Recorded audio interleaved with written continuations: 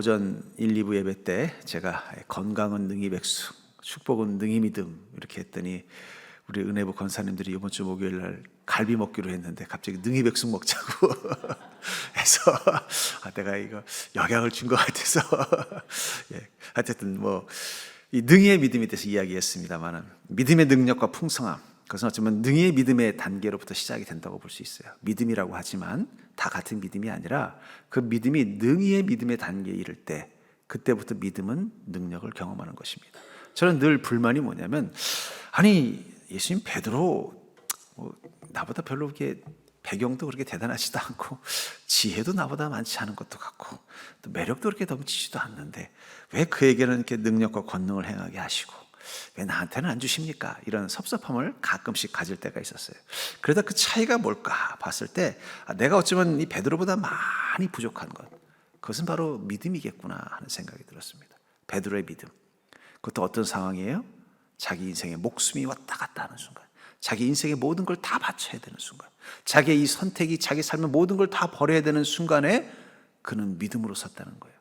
나는 내가 믿음이 있다, 목회자니까 또 당연히 믿음이 있다고 하지만 내가 베드로와 같은 상황이라도 베드로와 같은 믿음으로 설 수 있는가? 나는 정말 그럴 수 있을까? 라는 질문을 던질 때마다 왜 주님께서 베드로를 사랑하셨고 왜 주님께서는 베드로에게 그런 능력을 줄 수밖에 없었는지를 깨닫습니다. 분명한 건 우리도 우리 삶 가운데 이 능히의 믿음으로 서는 그 순간 우린 베드로가 경험했던 하나님의 그 권능을, 또 베드로가 경험했던 놀라운 하늘의 복을 우리 삶 가운데 경험할 수 있다는 것입니다. 그래서 주님은 그것이 당연한 믿음이라고 생각하셨던 거예요. 근데 막상 인간 땅에 와서 보니까 인간들의 믿음이라는 게 너무 실망스러운 거예요.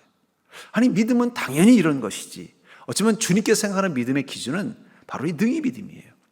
근데 인간들이 가지고 있는 믿음의 수준은 너무 그 밑에로부터 한참 아래인 거예요. 그래서 주님께서는 그런 인간들의 어리석음을 보고 속상해서 오늘 본문에서 이렇게 말하는 거예요. 내가 진실로 너에게 이르노니 만일 너희가 믿음이 있어 의심하지 아니하면 이 무화과 나무에게 된 이런 일만 할 뿐 아니라 이 산더러 들려 바다에 던져지려 하여도 될 것이요. 예수님께서 생각하시는 믿음은 뭐라는 거예요? 세상을 움직일 수 있는, 산을 움직일 수 있을 만큼 세상을 움직일 수 있는 강력한 힘을 가진 거라는 거예요. 너희가 기도할 때 무엇이든지 믿고 구하는 것은 다 받으리라. 주님께서 생각하는 믿음은 그런 거라는 거예요. 그렇기 때문에 주님이 우리에게 주신 이 믿음 속에는 당연히 이런 권능이 있고 이런 기쁨이 있는 것입니다. 특별히 22절에 보니까 너희가 믿고 구하는 것은 다 받는다. 여러분, 믿고 구하는데 다 받는다면 여러분들이 세상에 고민할 이유가 뭐가 있겠습니까? 다 받을 수 있는데, 그렇잖아요? 그게 어쩌면 우리가 추구해야 되는 이 믿음의 목표인지도 몰라요. 내가 어떤 인생을 살 것이냐, 여러분 다른 거 필요 없어요. 믿음의 레벨만 올려도 돼요. 믿음의 레벨만. 뭐 저는 그 온라인 게임 같은 걸 전혀 한 번도 해본 적이 없기 때문에 잘 모르는데, 뭐 옛날에 뭐 리니지인가요? 근데 그 게임을 해서 아이템을 많이 받으면 그걸 현금화할 수 있다. 근데 그 현금화한 액수가 엄청난 액수더라고요. 그래서 야, 게임만 잘해도 돈이 생기는구나. 내가 그런 기사를 보면서 그런 얘기 들다가 어쩌면 믿음도 우리에게 그럴 수 있다라는 거예요. 우리가 정말 주님이 생각하시는 그 믿음의 경지, 또 그런 믿음의 삶까지 간다면 우리는 그때부터 우리가 인생에 고민해야 될 이유를 잃어버릴지도 몰라요. 왜냐하면 뭐라고 말하고 있어요? 믿고 구하는 것은 다 받으리라. 여기 다 받는 것 속에는 우리 삶의 궁핍을 채울 수 있는 모든 것들이 다 들어있는 것입니다. 근데 그것이 무엇을 통해서 얻어진다고요? 믿고 구하는 자에게는 다 얻어진다고 말하고 있다는 거예요. 예, 여러분 카드도 레벨이 있다는 거 아시죠? 뭐 저는 모릅니다만 저 재벌들이 쓰는 카드는요 새까맣대요. 뭐 블랙 라벨인가? 그거는 뭐 한두 액이 뭐 무슨 몇 천만 몇 억? 그런데요. 뭐 저도 본 적은 없으니까 카드라고 다 카드가 아니구나. 제 카드는 한도가 뭐 기껏해야 뭐 얼마 안 되는데 다르구나. 지금 응답의 한도도 그 카드가 짜면은 중요한 건 뭐예요? 어떤 것이 그 레벨을 만들어 준다는 거예요? 우리 믿음의 이 레벨이 있다는 거예요. 그렇기 때문에 여러분들 우리가 예수님의 제자들처럼 능히의 믿음으로 믿고 구하는 것을 다 받는 믿음의 경지로 살아간다면 우리 삶의 가장 중요한 것은 뭘까요? 어쩌면 예수님의 제자들이 예수님께서 하늘로 올라가신 이후 이 땅에서 살았던 모든 시간들의 경험을 한 단어로 표현하면 믿은 대로 되더이다 예요. 당신은 예수님이 부활하시고 이 땅 가운데 사도로 산 그 시간들을 어떤 시간이라고 정의 내리겠습니까? 묻는다면 이 베드로와 같은 야고보와 요한 같은 이 사도는 딱 한마디로 말할 거예요. 저는 그때 깨달았습니다. 믿은 대로 되더군요. 여러분, 그게 믿음의 힘입니다. 그런 믿음을 가진 사람은요, 믿음 때문에 사는 게 행복한 거예요. 전 여러분들이 그런 인생을 살기를 주의 이름으로 축복합니다. 분명한 건 예수님께서 우리에게 말씀하신 그 믿음은 그냥 믿음만 있어도 행복한 인생, 믿음만 있어도 다 공급이 되어지고, 믿음만 있어도 다 해결이 되고, 믿음만 가지고도 넉넉히 살 수 있는 그 능력의 풍성함을 누리는 인생, 그걸 우리는 인생의 목표로 삼는 게 그리스도인이에요. 그리스도인은 이런 이런 믿음의 세상을 살아보는 게 꿈입니다.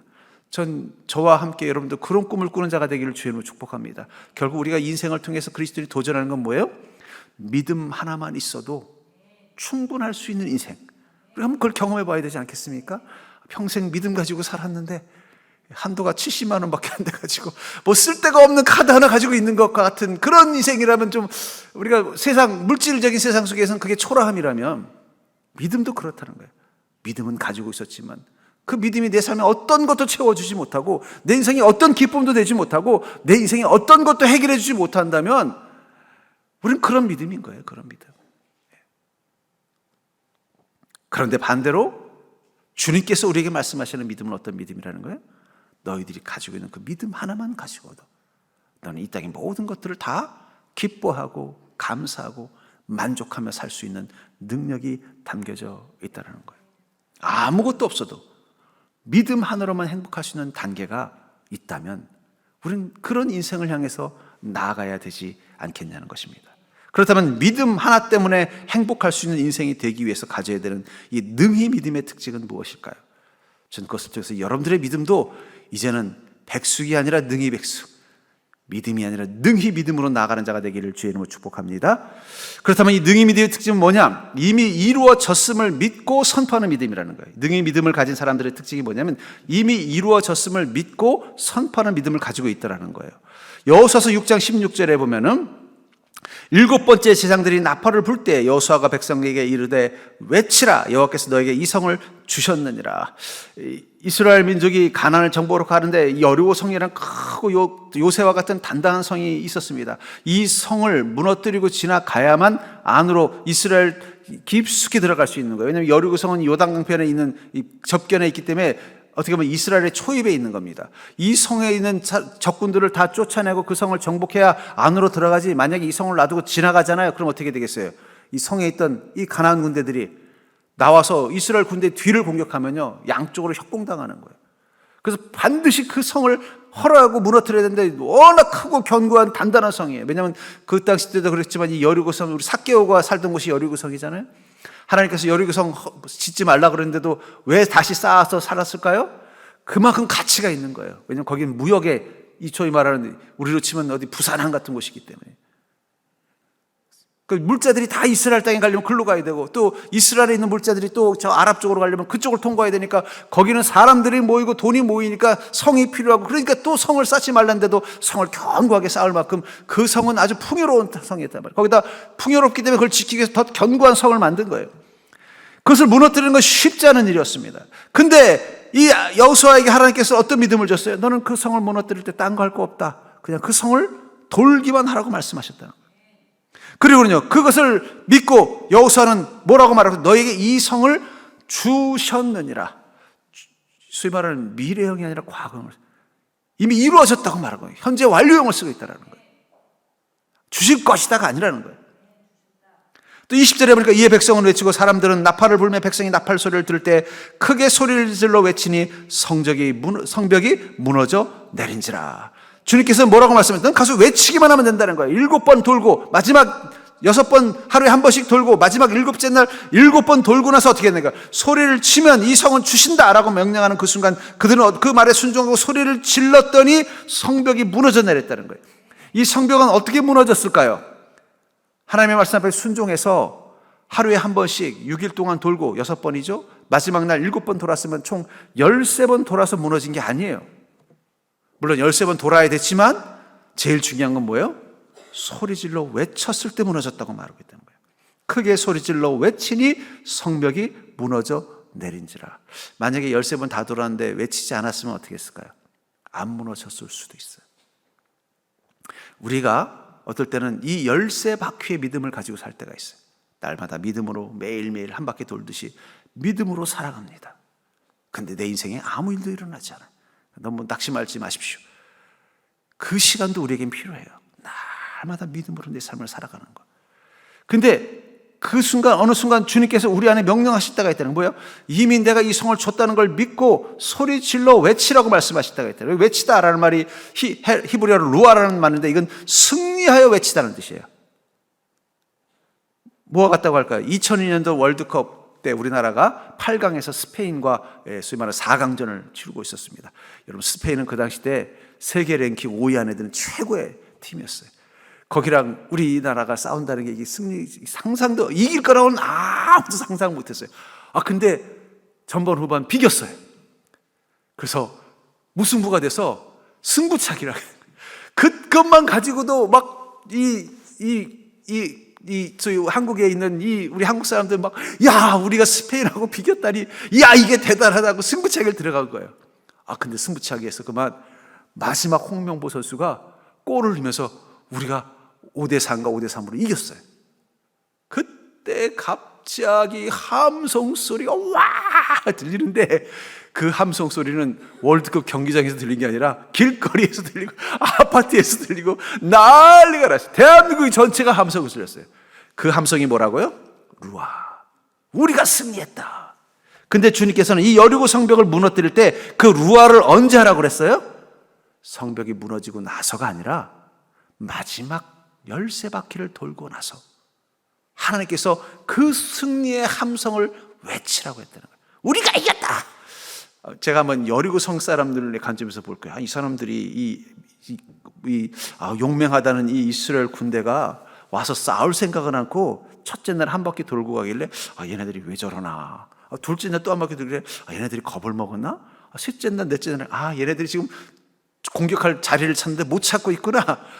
그리고 마지막 7번째 날이니까 도는 거예요. 그래서 아이고 6째 날 동안 6일 동안도 못 찾았는데 찾겠어? 하고는 이제 가소롭게 보고 있었을 거예요.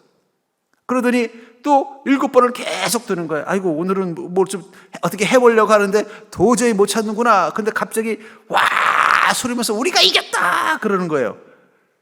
그러면 여러분들이 여리고 사람은 무슨 생각이 들 거예요? 쟤네들이 돌더니 돌았구나 라고 생각하지 않았겠냐. 아니 7일 동안 아무리 성을 무너뜨려 보려고 해도 빈틈이 보이지 않아서 돌기만 하다가 가고 돌기만 하다가 간 거예요. 마지막 날은 그래도 뭘 좀 해보려고 계속 새벽부터 계속 돌았지만 여리고 성 사람들의 입장에서는 도저히 이 성을 어떻게 건드릴 틈도 없고 문도 없고 계단도 없고 사다리도 없고 약점이 없으니까 7바퀴 돌았으면은 포기하고 가자고 기죽어 가야 되는데 갑자기 마치 그 월드컵 경기 8강전에서 우리나라 선수들이 승리한 다음에 막 소리 지르는 것처럼 와 우리가 이겼다 그러는 순간 이 여리고 사람은 기가 막혀서 웃었을 거예요. 미쳤구나. 근데 그 순간 어떤 일이 났어요? 갑자기 성이 지진을 맞는 것처럼 요동치기 시작하더라는 거예요. 그리고 무너져 내리는 거예요. 그때 아마 많은 여리고 성 사람들이 죽은 이유가 뭐냐면 다 성벽에 모여서 구경해서 그랬을지도 몰라요. 야, 저 멍청이들이 지금 뭐 하고 있냐? 아마 많은 사람들이 그 성벽, 어쩌면은 이거를 과학적으로 분석을 해본다. 이거는 제 개인적인 사견입니다. 여리고 사람들이, 이스라엘 사람들이 6번 6일 동안 도는데 아무 일도 일어나니까, 야야, 오늘도 돈대더라. 아마 내가 보기엔 여리고 사람들이 한 5만 명 된다 그러면 5만 명이 다 성벽 위로 올라갔을 수도 있어요. 구경하려고. 그 무게 때문에 무너졌을 수도, 이거는 제 개인적인 생각입니다. 예, 하나님께서 무너뜨려 버리신 거예요. 근데 언제라고요? 이겼다라고 생각하시다는 거예요. 이겼다고 소리 질렀다는 거예요. 믿고 외치는 거예요.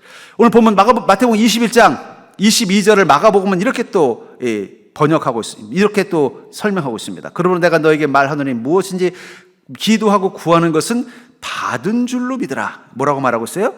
받을 줄로가 아니라 받은 줄로 믿으라는 거예요. 그리하면 너에게 그대로 되리라.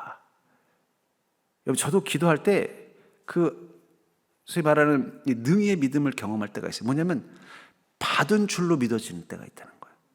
승리했다고 느껴질 때가, 이거 기도하면 하나님께서 반드시 들어줄 것 같다라는 내 마음에 확신이 느껴질 때가 있어요. 저분한테 내가 기도해주면 저분의 문제 해결되겠다라는 내 마음에 확신이 들 때가 있어요.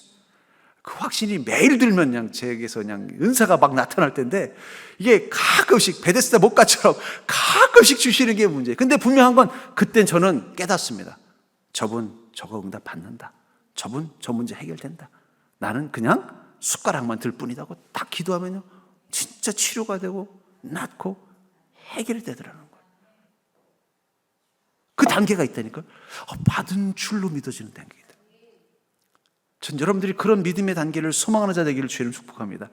그래서 제가 늘 기도하는 게, 제가 매일 받은 줄로 믿는 믿음 되게 해주셔요. 제가 그러면 여러분들 기도할 때마다 다 되는 줄 믿으시기 바랍니다. 그러니까 여러분들 저를 보다가 마치 그 안전뱅이가 베데스다 목가에서 그 물이 흔들리기 기다리고 있는 것처럼 제 표정을 보면 오늘 목사님의 믿음이 받은 줄로 믿는 믿음인 것 같으면 제일 먼저 와서 기도 부탁을 해주시오. 그럼 여러분들이 복을 받는 것입니다. 그 단계가 있다는 거예요. 받은 줄로 믿으라. 그리하면 그대로 되리라. 여러분, 주실 줄 믿습니다와 주셨음을 믿습니다는 다른 것입니다. 우리가 생각하는 믿음이라고 생각하지만 주실 줄 믿는다는 그 마음속에는 여전히 완전히 의지하지 못하는 소위 말하는 플랜 B와 C가 있는 거예요. 안 주셨을 땐 이렇게 해야지. 주시더라도 이 정도 주시면 이렇게 해야지. 벌써 머릿속으로 인간은요, 참 이 짧은 찰나에도 벌써 계산이 쫙 나옵니다. 플랜 B, 플랜 C, 플랜 D. 이럴 땐 이렇게 해야지. 그러니까 우리 입에서 나오는 말이 뭐예요? 주실 줄 믿습니다라는 거예요. 근데 플랜 B, C, D가 없으면요, 주셨음을 믿습니다가 된다는 거예요. 그런 단계가 있다는 거예요. 그때 주님께서 우리의 믿음 앞에 반응하시는 게 뭐예요? 그대로 되리라. 주실 줄 믿습니다라고 기도하면 주님 그렇게 그대로 될 줄 믿는다라고 말씀하실지도 모른다는 거예요. 주님, 저에게 이걸 주실 줄 믿습니다. 그랬더니 주님이 들으시고, 그래, 그대로 될 줄 믿는다라는 말은 무슨 얘기예요? 네 믿음대로 되든 안 되든 그건 네가 선택하라는 얘기가 될 수밖에 없다는 거예요. 전 그러면서 이미 이루어졌음을 믿고 선포하는 믿음을 경험하는 자가 되기를 주의 이름으로 축복합니다. 분명한 건 그런 순간이 있다는 거예요. 아니, 그런 순간에 믿음을 사모하시고 그런 순간에 여러분의 삶 가운데 늘 임하는 믿음 되도록 기도하시기 바랍니다. 그러면 그 믿음을 경험하는 순간이 바로 그 베데스다 목가가 흔들릴 때 그 안에 들어간 병자가 낫는 것처럼, 여루선 그 견고한 성 앞에서 믿고 외치는 이 루아의 이 선포를 하는 순간 성벽이 무너지는 것처럼 하나님의 응답이, 하나님의 능력이 그 믿음 가운데 임하는 것을 보게 될 줄 믿습니다. 두 번째로, 믿음 때문에 행복한 인생이 되기 위해서 가질 능히 믿음의 특징은 믿음이 주는 소망이 내 심령의 설렘이 된다는 거예요. 여러분, 주신 줄 믿고 기도했더니 응답받으면 얼마나 인생 행복해요. 그런데 또한 이 믿음이 주는 소망이 뭐가 된다는 거예요? 내 심령의 설렘이 된다는 거예요. 내 믿음이, 주님께서 내 인생을 이렇게 복 주시는구나. 이 소망이 어떻게 돼? 내 마음에 설렘이 된다는 거예요. 시편 146편 5절에 보니까, 시편 146편 5절에 보니까 야곱의 하나님을 자기의 도움으로 삼으며 여호와 자기의 하나님에게 자기의 소망을 두는 자는 복이 있도다. 어떤 자가 복이 있다고요? 하나님에게 자기의 소망을 두는 자가 복이 있다 하면서 왜 야곱의 하나님을 언급했느냐? 바로 야곱의 믿음이 바로 뭐예요? 그 소망에 설레하는 믿음이었다는 거예요. 야곱이 이 에서 형과의 갈등, 또 자기가 이 억울하게 이 조금 늦게 태어났다는 이유로 장자권을 뺏기고, 이 당시 옛날에는요, 이 첫째와 둘째의 이 차별이 엄청 심합니다. 우리나라도 그랬잖아요. 첫째와 둘째의 차이가 차별이 심했어요. 그러니까는 늘 그것이 자기 인생의 이 고통이고 억울함이 돼서 그걸 어떻게든지 좀 빼앗아 보려고 애를 쓰다가 오히려 형과 원수가 되고, 또 아버지로부터 미움받고 어쩔 수 없이 이 하란 땅, 이 외삼촌 집으로 도망을 가는 이 상황, 그 속에서 그의 마음은 낙심만 된 거예요. 왜냐하면 자신이 원했던 건 아버지에게 인정받고 아버지 뒤를 위해서 장자가 되는 걸 꿈꿨는데, 현실은 뭐예요? 쫓겨나는 거잖아요. 말이 좋아서 너 가서 저 샘족의 여인을 만나서 결혼하라는 거지, 너 괜히 여기 있어서 형하고 싸워서 불화 만들고 또 아버지 불편하게 하지 말고 너는 그냥 외삼촌 집에 가서 그냥 살아라. 이런 얘기랑 뭐가 다르겠어요? 말로는 형이 좀 누그러들면 그때 와라 하는데 언제 누그러질지 어떻게 알겠어요?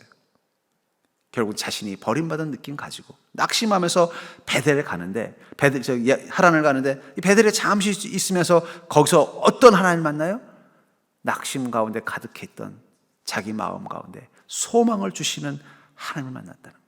그 이전에 이 야곱에게 소망의 대상이 된 건 아버지예요. 아버지가 나를 조금만 더 인정해 주시면, 아버지가 나를 조금만 더 사랑해 주시면, 아버지가 형보다 내가 더 괜찮은 아들이라는 것을 좀 받아만 주시면 내 인생이 달라질 거라는 소망을 누구에게 두고 있었어요?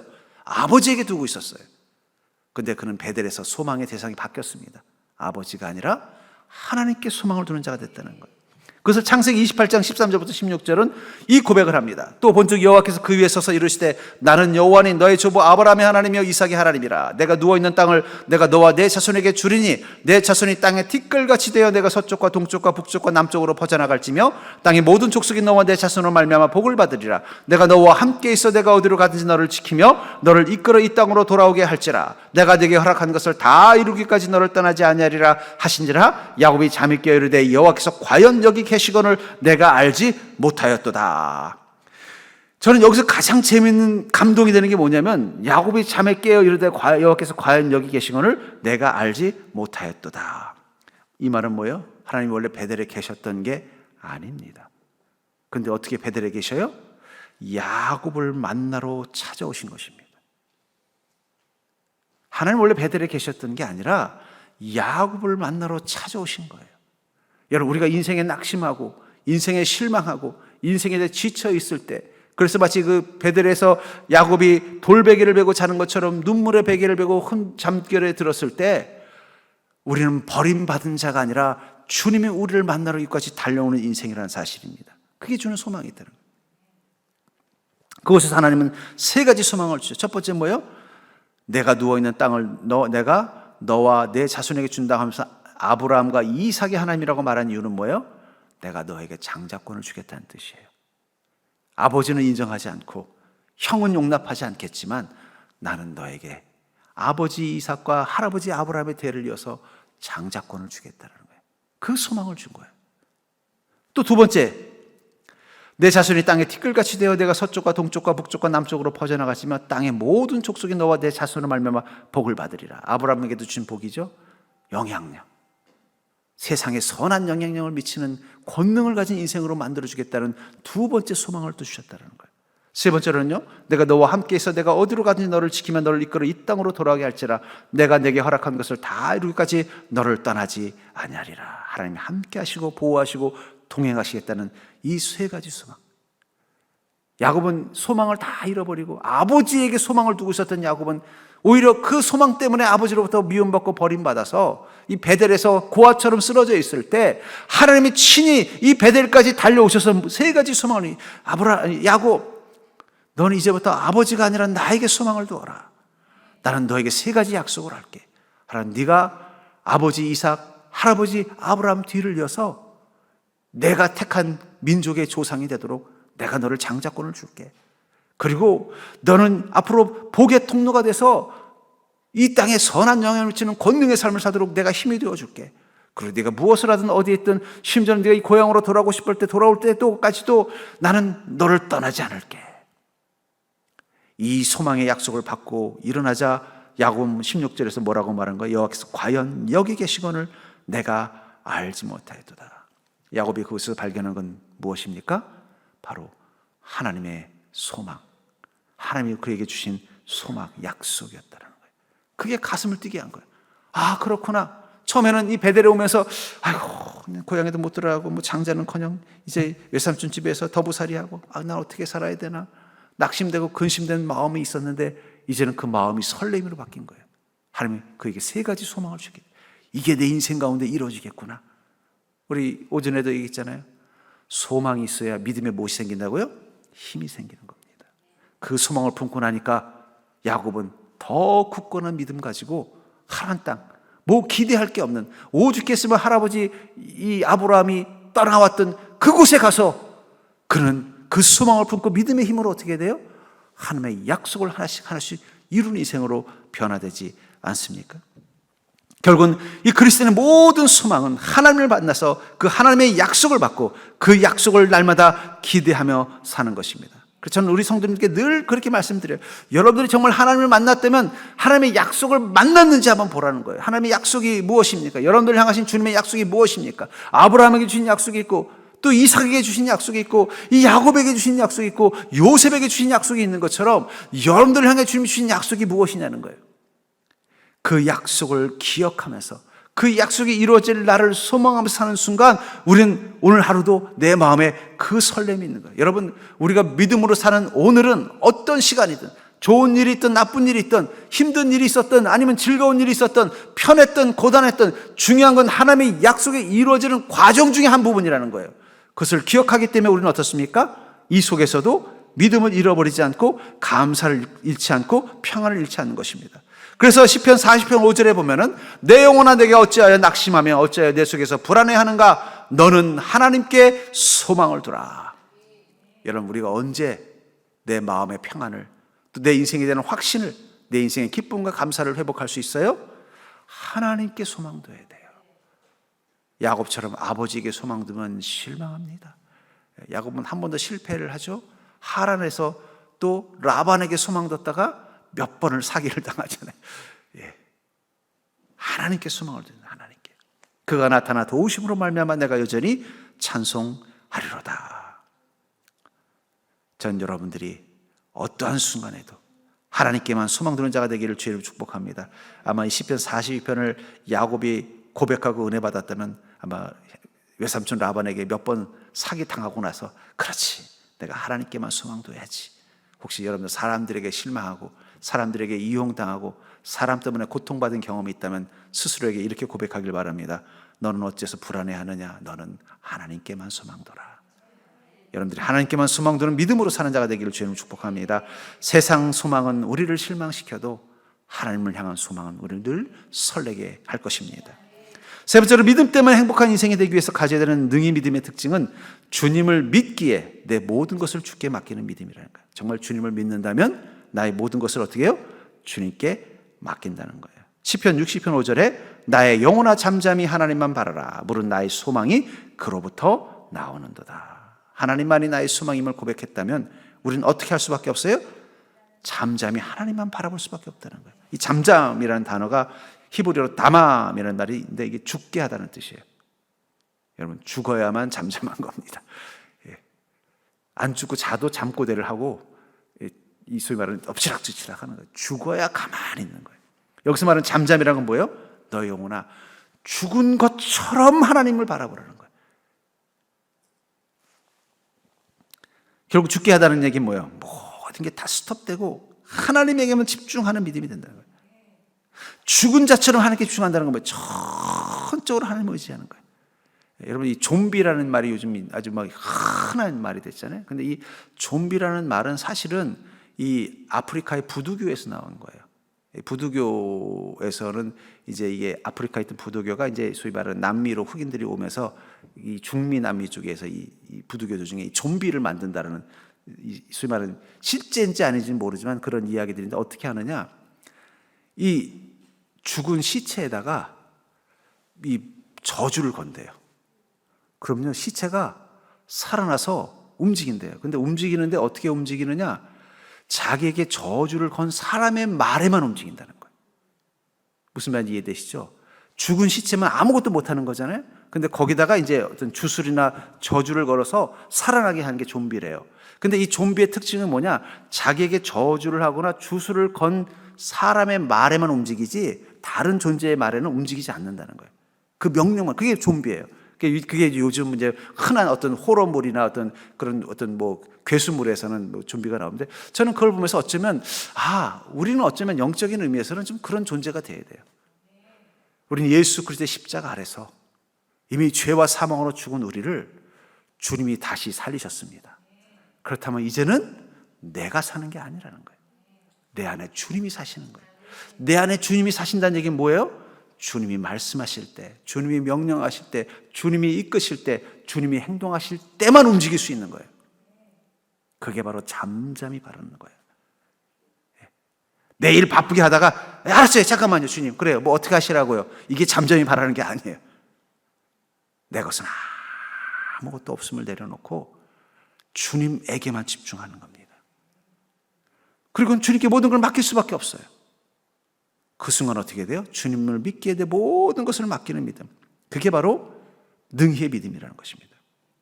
그래서 빌립보서 1장 20절부터 21절에 보면 나의 간절한 기대와 소망을 따라 아무 일에든지 부끄러워하지 아니하고 지금도 전과 같이 온전히 담대하여 살든지 죽든지 내 몸에서 그리스도가 존귀하게 되게 하려 하나니 이는 내게 사는 것이 그리스도니 죽는 것도 유익함이라. 바울 목사님의 믿음은 분명히 능히 믿음입니다.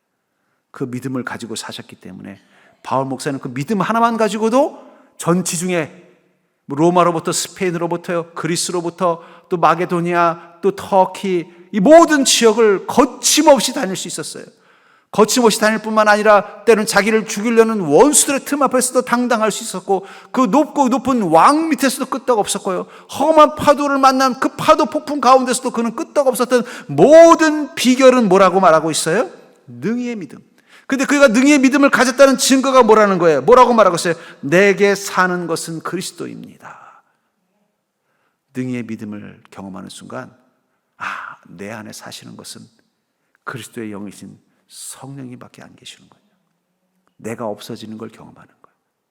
내가 없어지고 내 안에 그리스도의 영이신 성령님만이 내 안에 충만함을 느끼는 그 순간, 나는 그 성령님의 인도하심과 이끄심과 명령 앞에 순종하며 나가는, 아니 순종이 아니에요. 그냥 일치가 된 것처럼 느껴지는 거예요. 내 마음이 아니라 그리스도의 마음이 되는 거예요. 평소 나라면 하지 않을 행동을 하고 있는 거예요. 왜요? 그건 내가 하는 게 아니라 내 안에 그리스도가 하는 거기 때문에 성령님이 행하시는 것입니다. 평소 때는 느껴지지 않았던 그 감정이 내 마음속에 물려오는 거예요. 성령님이 그 마음을 가지셨을 때 내가 사는 것이 아니라 그리스도가 사는 것이라는 것, 간절한 기대와 소망을 따라, 다시 말해서 그는 어떤 인생을 살기로 한다는 거예요? 내가 간절히 오직 주님께 모든 것을 맡기고 사는 그런 삶. 그래서 내가 사는 게 아니라 내 안에 그리스도가 사는 삶, 예수님이 주인이 되고 주님께서 나를 이끄시는 것 앞에 순종하는 삶, 그런 삶이 되기를 소망하는 것입니다. 이런 순전한 그리스도의 삶의 가장 큰 전제는 뭐예요? 내가 내려져야 돼요. 내가. 이 능히 믿음의 가장 큰 방해물이 뭐냐면 자아예요. 자아. 왜 우리가 믿음이 있음에도 불구하고 능히의 믿음 가운데 못 가느냐? 아직도 남아있는 자아가 있다는 거예요. 아직도 남아있는 자아. 그 자아가 여전히 내 안에서 그것만은 안 돼라고 말하는 그 순간, 우리는 능히의 믿음을 못 경험하는 거예요. 내 안에 사는 것은 그리스도뿐입니다라고 고백할 수 없는 거예요. 어쩌면 하나님께서 이삭을 제물로 바치라고 아브라함에게 말씀하신 이유가 뭘까요? 하나님께서 이삭을 주셔놓고는 왜 제물로 바치라고 했을까요? 주고 아까우셨나요? 아닙니다. 아브라함의 믿음이 능히 믿음인지를 보기를 원하셨던 거예요. 어쩌면 아브라함은 그 생각했을지도 몰라요. 그 전부터 하나님 감사합니다. 제가 예수님 하나님 믿고 사니까 하나님 저에게 복을 주셔서 부자도 되고 또 자녀도 둘이나 두고 또 그래도 내가 건강하게 잘 살게 해주셔서 감사합니다. 그러다 문득 내 마음속에, 그 아브라함의 마음속에 마귀가 슬쩍 물어요. 그래, 하나님께서 너에게 복을 주셨는데 혹시 하나님께서 그거 다 도로 달라 그러면 어떡할래? 그 순간 그럼 당연히 다 드려야지, 주님이 주신 건데. 그래서 마귀가 또 묻는 거예요. 이삭 달라고 그래도 줄 거야? 그 순간 어쩌면 아브라함은 멈칫했을지도 몰라요. 나는 그럴 수 있을까? 그랬더니 그날 밤 하나님이 나타나셔서 아브라함아, 너는 내일 날 박는 대로 너의 아들 이삭을 나에게 제물로 바치라. 여러분, 아직도 버리지 못한 것, 그 스스로 알고 있어요.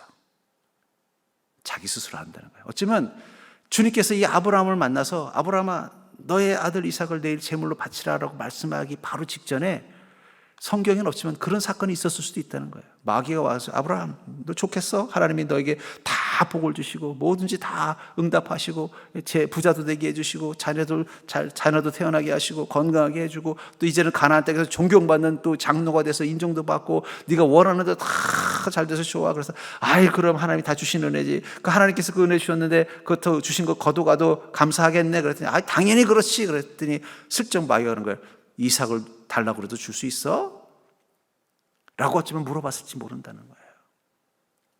어쩌면 그 순간 아브라함은 방금 직전까지 당연히 드려야지라고 했던 그의 마음과는 다르게 멈칫했을지도 몰라요. 아니면 침묵했을지도 몰라요.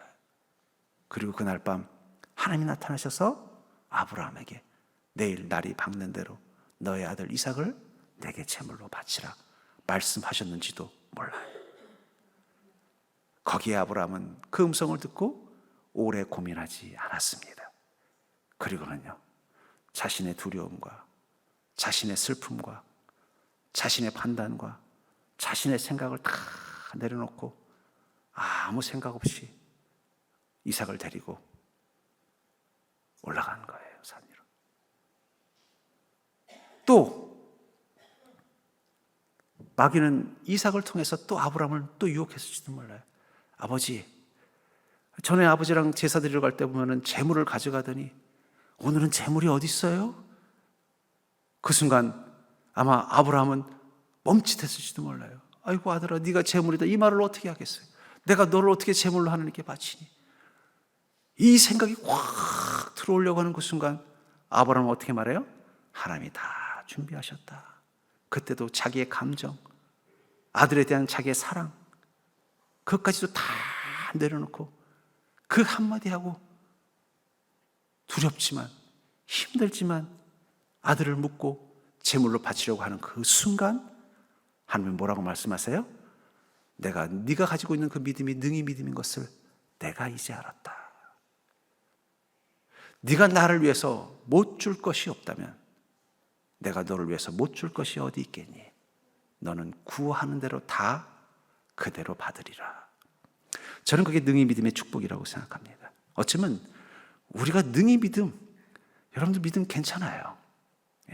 지금까지 오랫동안 믿어오면서 좋은 믿음 가지셨어요.